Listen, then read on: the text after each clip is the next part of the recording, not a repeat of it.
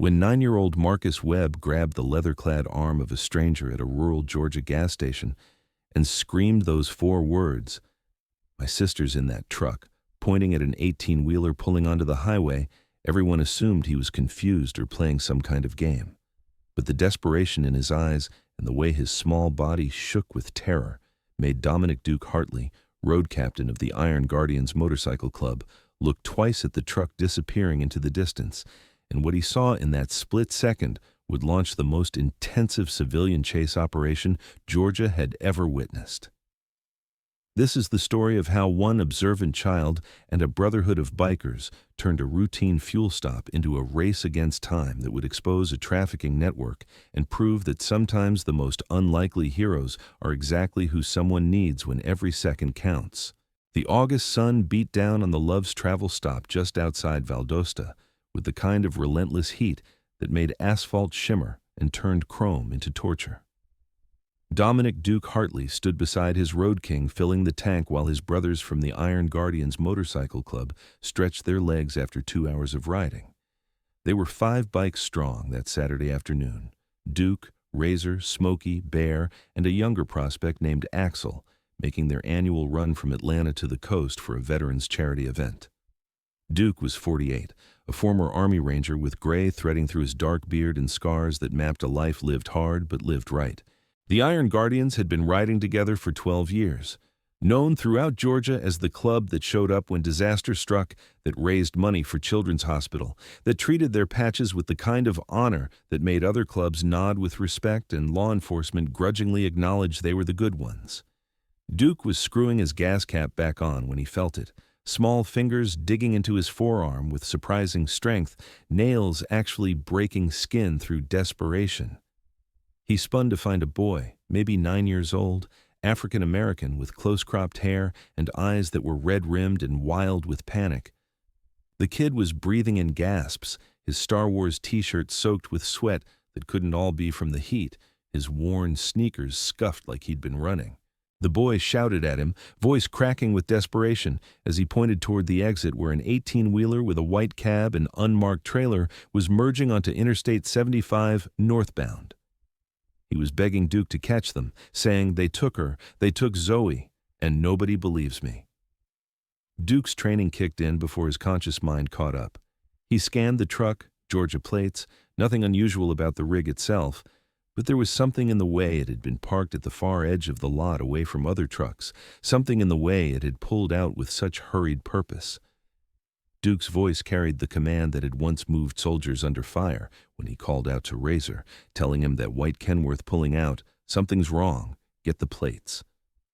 Razor was already moving, pulling out his phone, zooming in on the truck before it disappeared from view. The boy was still gripping Duke's arm, tears streaming now, words tumbling out in a torrent of terror. He said they were in the bathroom, him and Zoe, and this man came in and grabbed her. He had a cloth and she went all limp. The boy tried to stop him, but he pushed him down and put her in that truck. Marcus said he saw the back, said there were other girls in there, and they looked scared. He ran to tell the people inside, but they said he was lying, said kids make up stories, but he swore he wasn't lying. Begged Duke to believe him. Duke knelt down, bringing himself to the boy's eye level, his hands firm on small shoulders. He asked the boy's name and learned it was Marcus Webb, and his sister was Zoe Webb, 7 years old, wearing a purple shirt with a unicorn, braids with purple beads. Marcus was pleading with Duke to believe him, saying, "Nobody believes me." Behind Duke, his brothers had formed a protective semicircle, their presence drawing attention from other travelers who were starting to notice the commotion. Bear, the club's sergeant-at-arms and the largest of them at 6'5" and 280 pounds of solid muscle, was already on his phone, calling Georgia State Patrol, giving them the plates and description. Duke studied Marcus's face and saw no deception, no confusion, just pure, terrified certainty. He'd interrogated enough people in his military career to know the difference between a story and the truth, and this kid was telling the truth. Duke asked Marcus where his parents were and learned that his mom was at work in Atlanta, that they were supposed to ride the bus to their aunt's house in Tallahassee but missed it, so they were waiting for the next one. That's why they were here. Marcus said he had to call his mom, but his phone died and the people inside wouldn't let him use their phone because they thought he was making trouble. Duke pulled out his own phone and handed it to Marcus, telling him to call his mom, tell her what happened, and tell her she's with the Iron Guardians Motorcycle Club, that they're going to get his sister back, and that she needs to meet them at the Georgia State Patrol post in Valdosta. Duke stood, his mind already working through logistics, probabilities, the cold mathematics of pursuit. That truck had maybe a 3-minute head start, was probably doing 70 on the interstate, which meant it was already 5 or 6 miles ahead. Highway patrol would respond, but they were scattered thin across hundreds of miles of interstate, and in trafficking situations, minutes mattered. Victims got moved to secondary locations, got transported across state lines, disappeared into networks that were designed to make people vanish.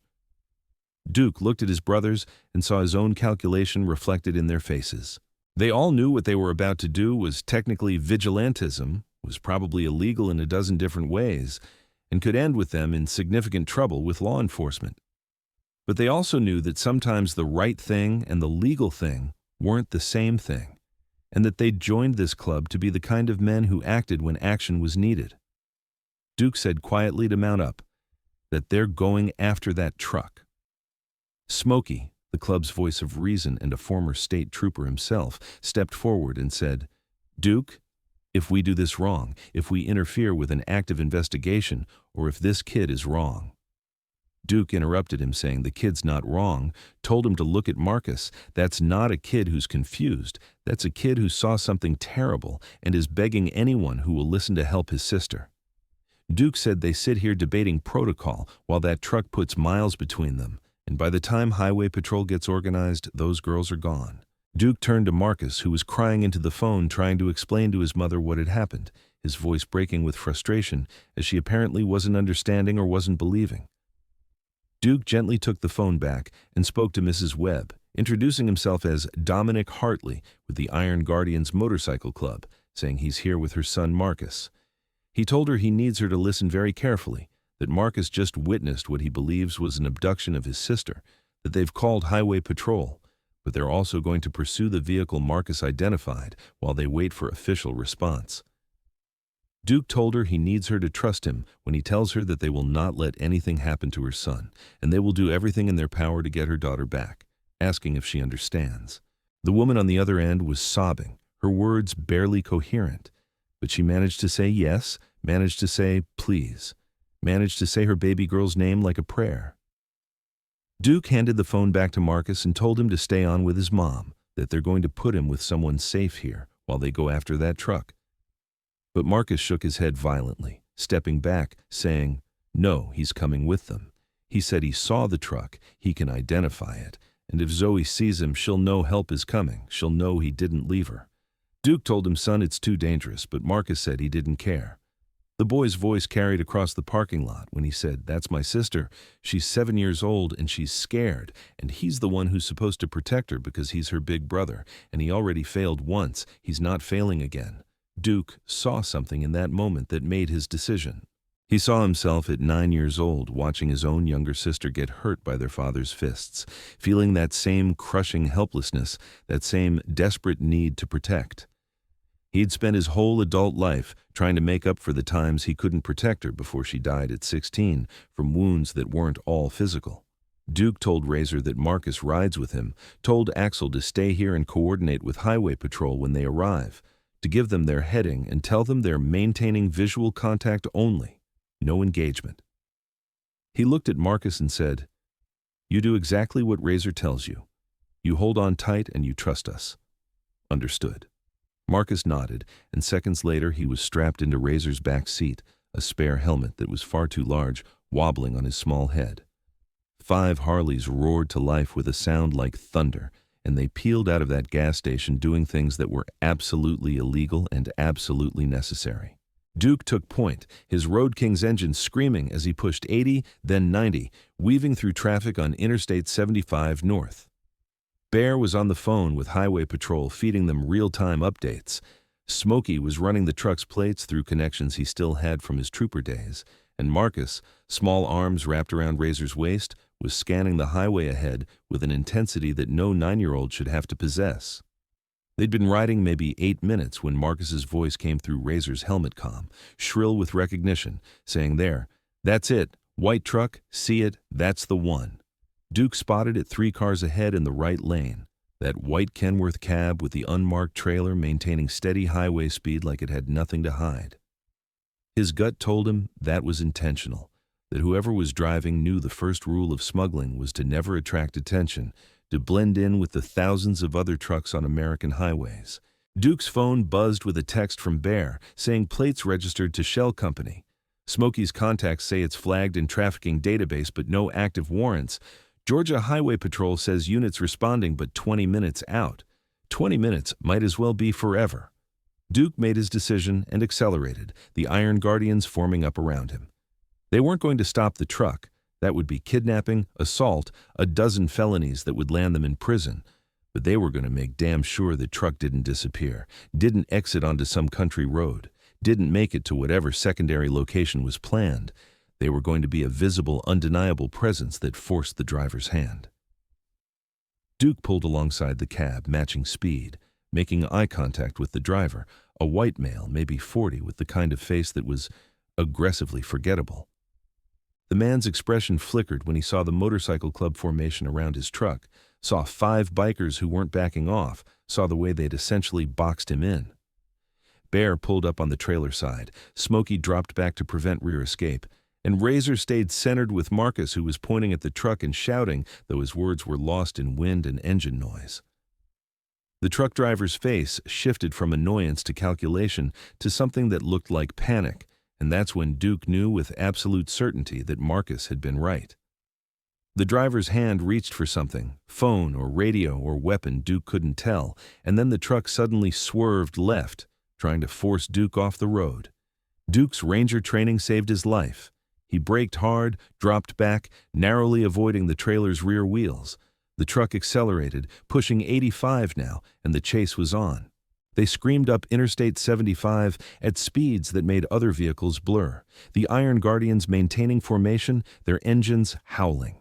Duke could see the driver on his phone now, clearly calling for instructions, for help, for something.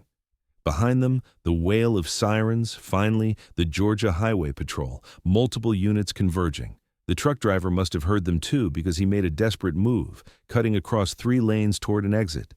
Duke followed, the whole formation staying tight. They hit the exit at 70, the bikes leaning into curves that would have been suicidal at sane speeds, the truck's trailer fishtailing as the driver pushed too hard. They were on a rural highway now, farmland on both sides, and ahead, Duke could see the truck's brake lights flashing. The driver was going to try to stop, maybe destroy evidence, maybe scatter and run, but he didn't account for the fact that 5 motorcycles could stop a lot faster than an 18-wheeler. The Iron Guardians formed a barrier across the road, and when the truck screeched to a halt 50 feet away, they were already off their bikes using them as cover, Bear on the phone giving Highway Patrol their exact location. The truck's door opened, and the driver jumped down, his hands raised in surrender but his eyes scanning for escape routes. Duke's command voice carried all the authority of his Ranger days when he ordered the man on the ground, face down, hands behind your head, do it now. The man hesitated, and Bear took 3 massive strides forward, his sheer size making further resistance pointless. The driver dropped. Behind them, 4 Georgia State Patrol cruisers roared up, officers emerging with weapons drawn, and for a terrifying second, Duke thought they might be treated as threats, as another danger to manage. But the lead trooper, a woman with sergeant stripes and gray hair, took in the scene with experienced eyes, saw 5 bikers maintaining defensive positions, saw a man on the ground who looked guilty as hell, saw a small boy climbing off a motorcycle and running toward the truck trailer screaming his sister's name. The sergeant commanded someone to open that trailer now.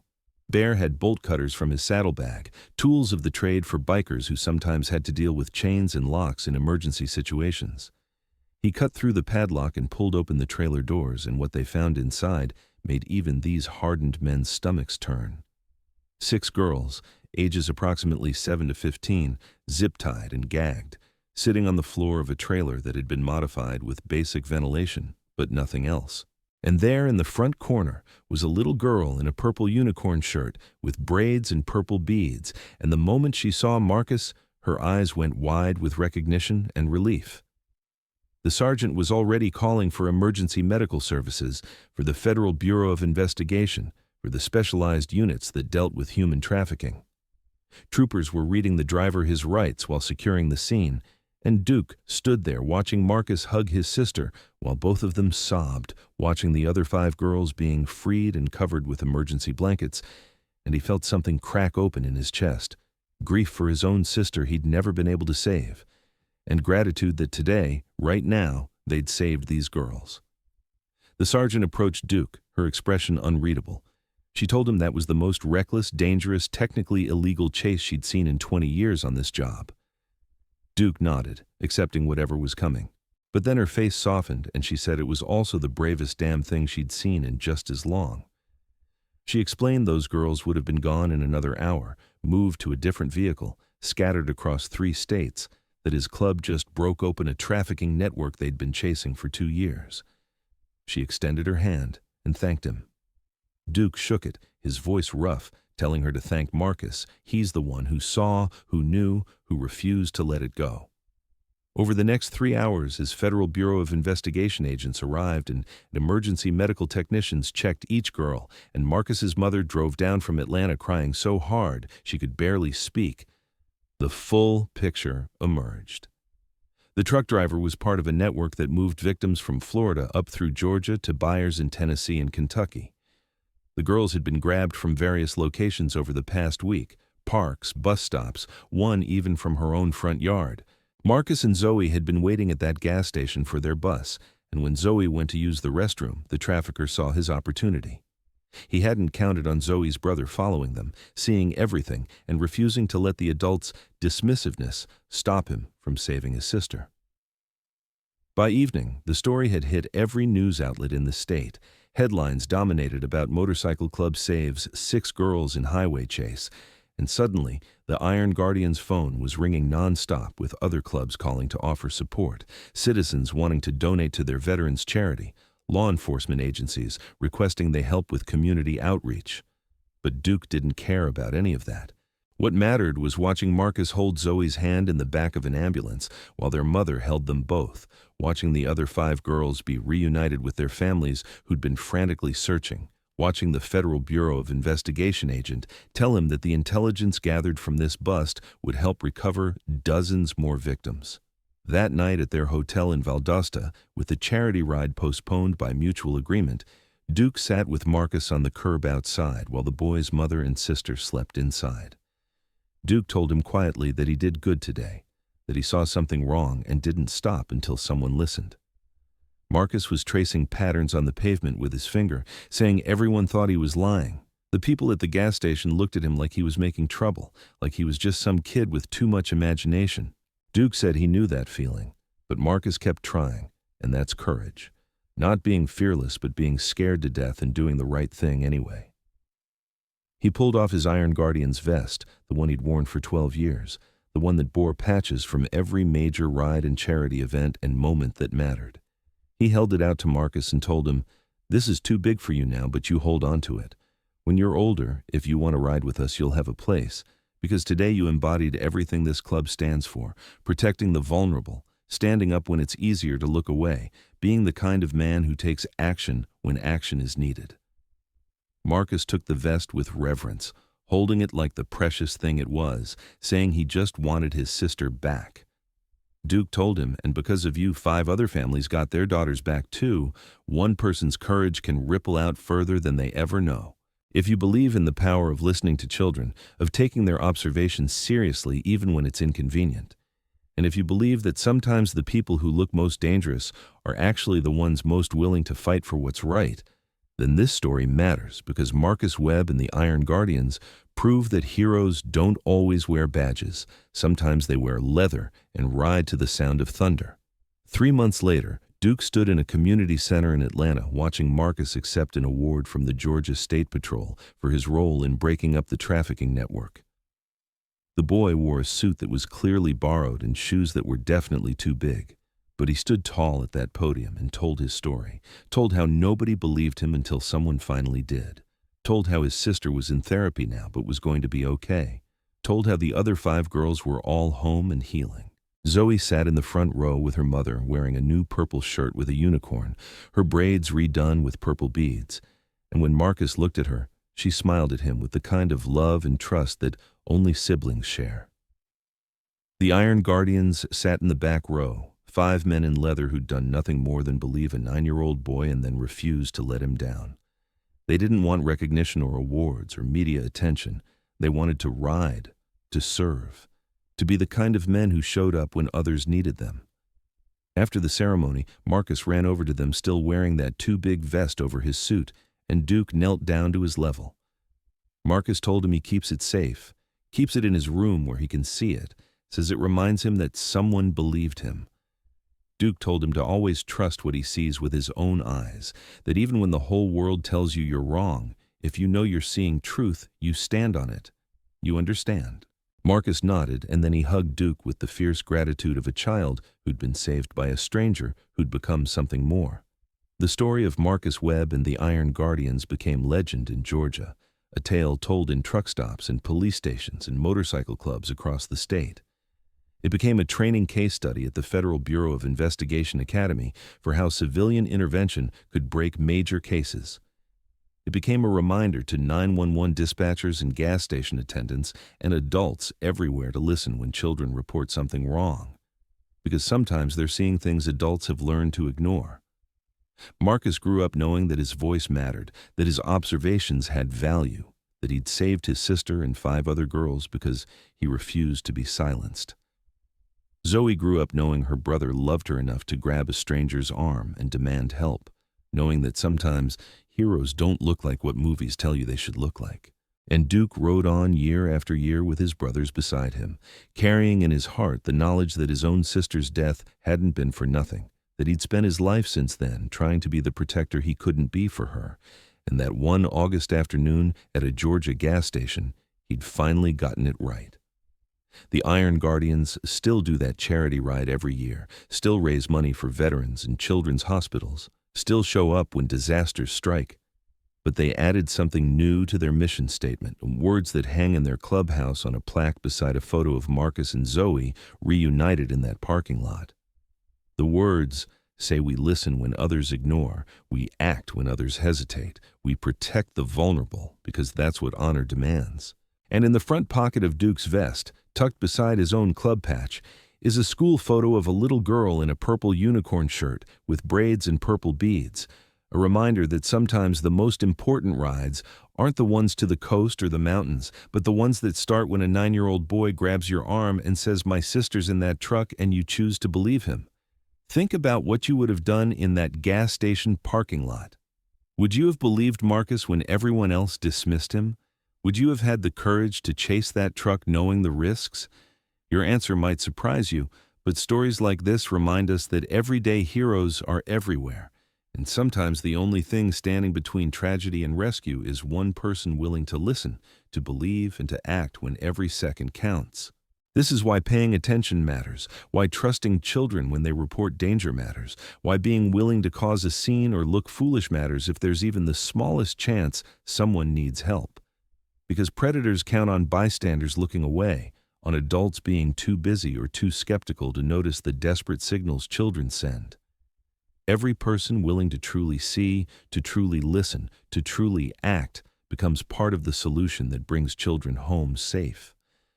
Share this story if it reminded you to pay attention in public spaces, to trust your instincts when something feels wrong, and to understand that children in danger are often trying desperately to signal for help in ways that require us to truly see them, because awareness saves lives and one person choosing to act can stop a nightmare in progress.